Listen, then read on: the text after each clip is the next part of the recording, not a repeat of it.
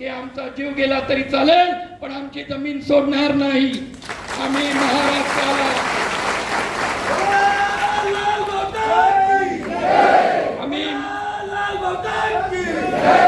आम्ही महाराष्ट्राला सांगितलेलं आहे की आमच्याकडे कोणत्याही प्रकारचा 7-12 नसताना सुद्धा जमीन टिकवणारे 72 आम्ही आहोत. तंट्या मामाचे वारसदार बिरसा मुंडाचे वारसदार.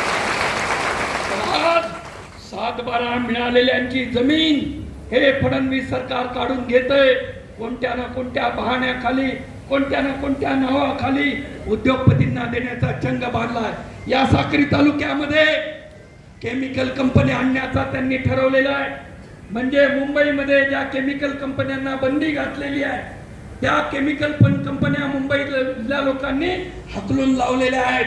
त्याच्यामुळे माणसं मरतात. त्या अशा घातक कंपन्या या ठिकाणी आणतात. म्हणजे त्या ठिकाणी माणसं मरतात.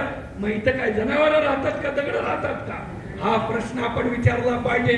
आणि म्हणून या प्रकारचं औद्योगिकरण चालणार नाही. आमचा विकास झाला पाहिजे.